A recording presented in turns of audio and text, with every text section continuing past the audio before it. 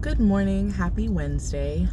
So today is the third day of February. Are we already in February 3rd? That's crazy. And February, man, is the best month. Not just because I was born in February, although that's one of the main reasons February is awesome. No, it's because it's Black History Month. Ooh. And funny enough, I did film like a 30-minute video the other day, mainly to just talk about my own experience and kind of reflect on what being Black like meant to me. And I wasn't going to overwhelm everybody with like 30 minutes of me talking about myself, because that's just not enough. I think it's just a good little journal for me to keep. But in the shorter video, I do want to kind of touch on Black History Month, what it means to me, and then what like being Black has meant for me my entire life. So firstly, in general, I do think Black History Month is a positive thing. I think it brings attention to history that otherwise would be forgotten and disregarded in the American canon. And I think, yeah, for us to have a month to celebrate those leaders, mourn those hardships, and be inspired, as a nation, and then as individual Black people, to rise above all of it and to move forward as history should teach us. I'm all for Black History Month. I'm all for it. Now, part of me though still hopes and wishes that one day we wouldn't necessarily need a month dedicated to like a people group. I don't know, to commemorate them or remember them. We have Hispanic Heritage Month, which is a great thing. We have other things like Pride Month, like just these different months to uplift the minorities. But if you think about it, a lot of American history, if there's a history of a minority in America, then that is American history. And so I hope one day it's just normalized in regular schooling, and it's not this like, oh, we feel obligated to talk about it. Like, no, it's just, this is American history. This is what happened. These were the key figures who happened to be this and happened to be that. And these were the effects of these groups. And, it's just kind of like natural, just a natural ingraining of the different histories that exist in the US.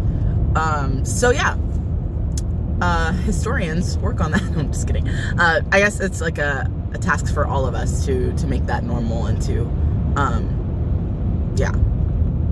You hopefully get what I'm saying at this point. So that's what my take on like Black history as a concept, and where I hope it leads. But in terms of my personal experience as a Black woman in America, being mixed, being lighter skinned, I didn't always fully or wholly identify with the stereotypical Black experience. And so growing up, I did feel, and this was the case being mixed, like you're not necessarily all in one basket. I'm sure when white people see me, they're like, oh yeah, she's Black. But Black people, at least my feeling growing up was like, oh, she's not Black enough. And for a while I was just like, okay, well, if I'm not Black enough, then I'm just, myself, and I don't necessarily have to identify with Blackness in the sense of the stereotype, and it always worked against that. But then, I went to Hawaii. I'm also part Hawaiian. So I went to Hawaii because I felt like that was a part of me that was disconnected enough, and there weren't any pressures on me enough that I could go and kind of figure out what that meant to me and how I connected to that history. And living in Hawaii for 4 years, I think I definitely grew an appreciation for, Native Hawaiian history and the struggle we went through, and could relate to it. I don't know how else to explain it. I felt like connected, and in that connectedness to the Hawaiian parts, I eventually was just naturally looking to understand my Blackness and what that meant. And in 2020, Naomi Stewart, I've come to the conclusion that for now that me just existing and me living my life the way I'm living is a part of the Black experience. It goes part into the definition of what it means to be a Black woman in America. And it's not as complicated as I was making it. Literally, it's just by me doing my thing. Many people would count that as, wow, this is what Black people do. Like, if there's like a higher amount of people doing what I'm doing, or thinking the way I think, then of course that stereotype changes or gets described. It's just like it changes. And I think people now are being more cognizant and open to the idea that all Black people can be very different, and there can be just a regular, normal story with no inherent crazy struggle, or even on the opposite of that, like there could be just struggle in a story and overcoming that, and then all the different ills that come, poverty and things like that. Those can all be a part of the Black experience. And then hopefully, people will just see you as a person at that point. You're just like, oh, you go through that? Oh man, there's like a system in place that just makes it a little harder, and like people see you as this monolith, which is why for a while I was not a fan of like identity politics. And I'm still like not that big of a fan of identity politics. I really am not, because it can be used for evil. No, it's just like to make you a part of a monolith, and people expect things from you because you are in this monolith. So, but now I'm finding other Black voices and people and creatives that think critically and understand that their identity is not solely stemmed in the